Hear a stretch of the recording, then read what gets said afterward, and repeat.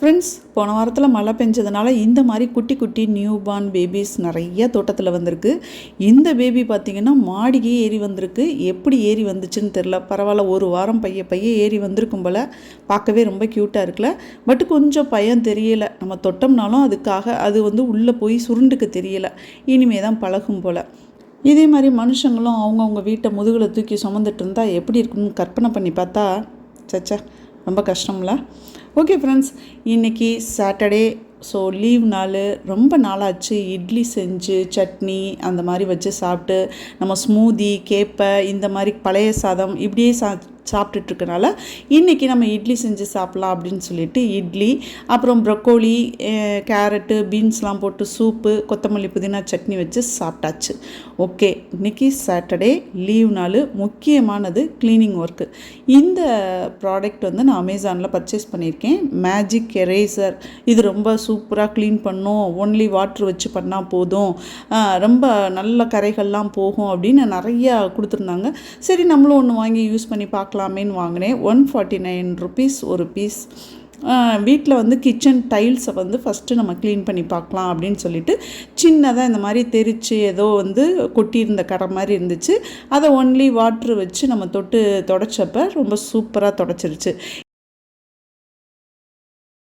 இதை வச்சு நம்ம அடுப்பு, சிம்னி, கிரைண்டரு, அதுக்கப்புறம் கவுண்டர் டாப்பு, டைல்ஸு, பாத்ரூமில் உள்ள அந்த நம்ம பைப்பு, சிங்க்கு பைப்பு, காரு, அப்புறம் ரெஃப்ரிஜிரேட்ரு, மைக்ரோவன், இப்படி எல்லாத்தையும் நம்ம துடைக்கலாம் அப்படின்னு சொல்லிட்டு பயங்கரமாக கொடுத்துருந்தாங்க.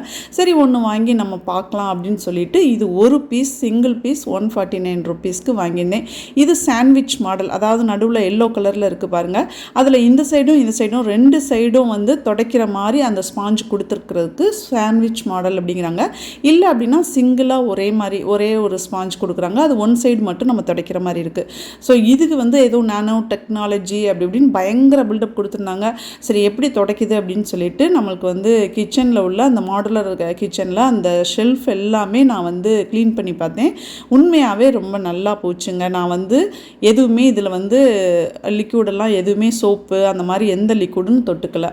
ஆனால் இந்த மாதிரி நம்ம அடுப்புக்கு மேலே டைரெக்டாக அந்த ஆயில் நம்மளுக்கு தெரிக்கும் இல்லையா, தாளிக்கும் போது சமைக்கும் போதெல்லாம் அந்த இடங்களில் உள்ள அந்த ஆயில் பிசுக்க துடைக்கும் போது மட்டும் எனக்கு அது நல்லா கிளியர் பண்ணல. இப்போ ஒரு தடவை நம்ம தண்ணி வச்சு லைட்டாக இங்கிட்டு தொடச்சிட்டு வந்தப்பவே லைட்டாக கிளிய ஆரம்பிச்சிருச்சு, பிஞ்சிருச்சு ஒரு சைடு.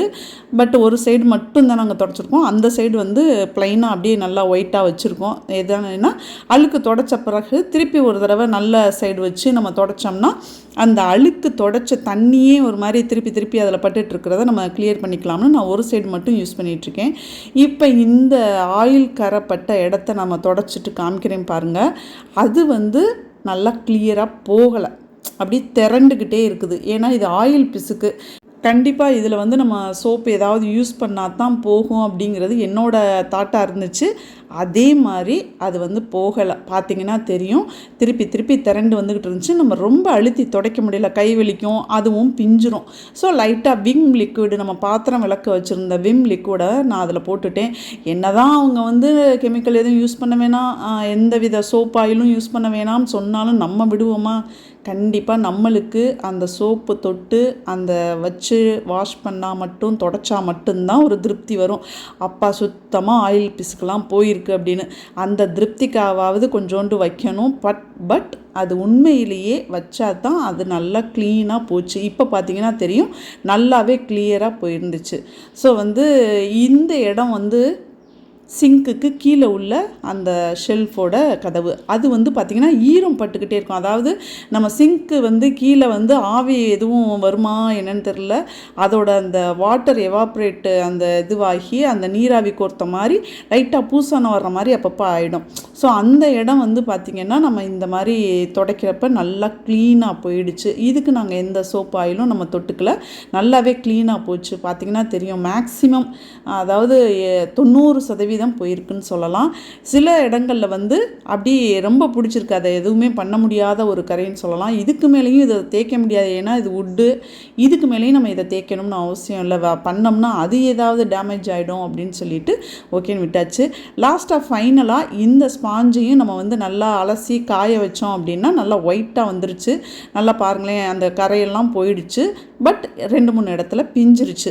இது வந்து ரீயூஸபிளா அப்படின்னு தெரியலை. ஒரு டைம் யூஸ் பண்ணியிருக்கேன், அதாவது கிச்சன் ஷெல்ஃபு ஃபுல்லும் டைல்ஸ் ஃபுல்லும் நான் க்ளீன் பண்ணிவிட்டு இந்த அளவுக்கு 2 தடவை பிஞ்சிருந்துச்சு. அப்படியே எடுத்து காய வச்சுருக்கேன். இன்னும் எத்தனை தடவை இது யூஸ் ஆகுதுன்னு பார்க்கலாம். ஆனால் அவங்க வந்து மெனி டைம்ஸ் யூஸ் ஆகும் அப்படிலாம் சொல்லலை. பட் லைட்டாக நம்ம யூஸ் பண்ணோம் அப்படின்னா கூட கொஞ்சம் லைஃப் கிடைக்கும் அப்படின்னு நினைக்கிறேன். ஓகே ஃப்ரெண்ட்ஸ், இன்றைக்கி சாட்டர்டே மத்தியானம் லஞ்சுக்கு சிக்கன் தான். சிக்கன் குழம்பும் சிக்கன் வறுவலும் பண்ணியாச்சு. நம்ம பிராய்லர் கோழிலையும் நம்ம வந்து நாட்டுக்கோழி குழம்பு வைக்கிற மாதிரியே வச்சுட்டு கடைசியாக வெள்ளைப்பூடு மிளகு தட்டி போட்டு மல்லித்தலை பிச்சு போட்டு நல்லா தண்ணி குழம்பு வச்சோம்னா செம்ம டேஸ்ட்டாக இருக்கும். கொஞ்சமாக எடுத்து ஆல்ரெடியே நான் ஊற வச்சுட்டேன். வெள்ளைப்பூடு, இஞ்சி, தயிர், அதில் வந்து மிளகாத்தூள், உப்பு எல்லாம் போட்டு ஊற வச்சுட்டு 1 ஹவர் கழித்து இந்த மாதிரி வெங்காயம் தக்காளி போட்டு வதக்கி அதில் போட்டு பரட்டியாச்சு. ஸோ அது லஞ்சு செம்மையாக முடிஞ்சிருச்சு. பிராய்லர் வந்து மேக்ஸிமம் அவாய்ட் பண்ணிடுறது. எப்பயாவது தான் நான் வாங்கி நம்ம சமைக்கிறது. மேக்ஸிமம் நான் சீ ஃபுட்டு தான் நான் வந்து சமைக்கிறது அதிகமாக. இந்த ஆனியன் சாப்பர் வந்து நான் வாங்கி ரொம்ப நாள் ஆயிடுச்சு. இது வாங்கினதுலேருந்து ரொம்ப யூஸ் பண்ணுறதே இல்லைங்க. இதை வாங்கலாமா அப்படின்னு நீங்கள் வந்து யோசிச்சுட்டு இருந்தீங்கன்னா கண்டிப்பாக ரொம்ப இன்னும் நல்லாவே யோசிச்சுட்டு வாங்குங்க. ஏன்னா நான் வந்து முதல்ல கட் பண்ணி கொஞ்சம் பெரிய பீஸாக போட்டேன்ல, அது கட் ஆகாது. திருப்பி அதை ஃபுல்லாக கொட்டி திருப்பி நான் இன்னொரு குட்டி குட்டி பீஸாக கட் பண்ணி உள்ளே போட்டு திருப்பி சாப் பண்ணேன். இந்த அளவு கட் பண்ணவ இன்னும் 4 கட் பண்ணோம்னா அந்த கட்டர்லேயே நம்ம கத்தியை வச்சு கட் பண்ணிட்டு போயிருக்கலாமே அப்படின்னு நீங்கள் கேட்குறது எனக்கும் கேட்குது. பட் என்ன பண்ணுறது, நம்மளும் இதை வாங்கணும் அப்படின்னு சொல்லிட்டு வாங்கியாச்சு. பயன்படுத்தாமல் இருந்தோம்னா வீட்டில் உள்ளவங்க வாங்கினியே அது என்னாச்சு இப்படி தான் வேஸ்ட் பண்ணுறதுன்னு சொல்லிகிட்டே இருப்பாங்களேன்னு அவங்களுக்கு தெரிகிற மாதிரி சாட்டர்டே சண்டே வீட்டில் இருக்கிற அன்றைக்கி இதை 2 எடுத்து சுற்றினோம்னா அவங்களும் திருப்தியாக பார்த்துட்டு போயிடுவாங்க. நம்மளுக்கும் சரி வாங்கினதை யூஸ் பண்ணமே அப்படின்னு சொல்லிட்டு ஒரு சாட்டிஸ்ஃபேக்ஷன். பட் கொஞ்சம் நிறைய வெங்காயம் ஆம்லேட் போடுறதுக்கு இல்லை நிறையா நம்மளுக்கு வந்து கிரேவி பண்ணுறதுக்குலாம் நமக்கு நறுக்கணும் அப்படின்னா இதில் போட்டு பண்ணலாம். கழுவுறதுக்கு தனியாக கழுவி தான் வைக்கணும். இதுக்கு பதிலாக நம்ம காய்கறி கட் பண்ணுற அந்த கட்டரும் கத்தியிலையும் அதையும் பண்ணிவிட்டு சேர்த்து ஒரு மொத்தமாக அதை மட்டும் கழுவலாம் அப்படிங்கிறது என்னோடய தாட். யோசிச்சுட்டு வாங்குங்க ஃப்ரெண்ட்ஸ். பூரியும் கிழங்கும் செஞ்சு ரொம்ப நாளாச்சு. எங்கள் சாருக்கு ரொம்ப பிடிக்கும், எங்கள் வீட்டுக்காருக்கு. ஸோ வந்து முதலையெல்லாம் ஆரம்பத்தில் ரொம்ப ஸ்பெஷலாக பண்ணுறேன், வீட்டுக்காருக்கு பிடிச்சதுன்னு சொல்லிட்டு பட்டை, சோம்பு, இஞ்சி, வெள்ளைப்பூடுன்னு போட்டு பயங்கர ஸ்பெஷலாக பண்ணி கொடுப்பேன். நல்லா சாப்பிட்டுட்டு எல்லாம் நல்லாயிருக்கு, பட் கடையில் ஹோட்டலில் சாப்பிட்ற மாதிரி இல்லைன்றுவாங்க. அதுக்கப்புறம் நம்ம ஹோட்டலுக்கு போனப்பெல்லாம் நம்ம தான் எக்ஸ்பர்ட் ஆகிட்டோம்ல இப்போலாம். அதில் சாப்பிட்டு அதில் என்ன போட்டிருக்காங்க, என்ன தாளிச்சிருக்காங்க, அதில் என்ன கிடக்குன்னு எல்லாத்தையும் பார்த்து இப்போ ரொம்ப சிம்பிளாக பண்ண ஆரம்பிச்சிட்டேன். ஜஸ்ட் கடுகுளுந்த பருப்பு, வெங்காயம், பச்சை மிளகா, உருளைக்கிழங்கு அவிச்சதை போட்டு ஒரே கிண்டு, மஞ்சத்தூள், உப்பு. ரொம்ப சிம்பிளாக ஈஸியாக முடிஞ்சதுங்க. அப்படியே ஹோட்டல் டேஸ்ட்டு கிடைக்கிது. ட்ரை பண்ணி பாருங்கள். ஆஃபீஸ் டைமில் வெள்ளரிக்காயில் தயிர் பச்சடி செஞ்சு எடுத்துகிட்டு போனோம்னா சுத்தமாக நல்லா இருக்காது. காலையில் பண்ணி மத்தியானம் எடுத்துகிட்டு போனோம்னா ரொம்ப நீர்த்து போயிடும். ஸோ வீட்டில் இருக்க அன்றைக்கி இந்த தயிர் பச்சடி செஞ்சு சாப்பிட்றது.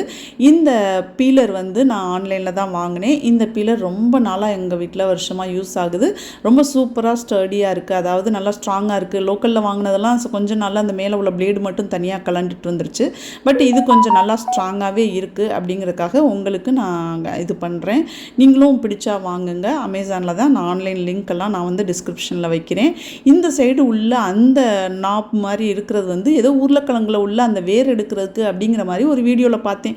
எதுக்கு இதை வச்சு யூஸ் பண்ணி தான் எடுக்கணுமா, அதை 2 பிச்சு போட்டால் போயிடுது அப்படின்ட்டு நான் அதை யூஸ் பண்ணுறதில்ல.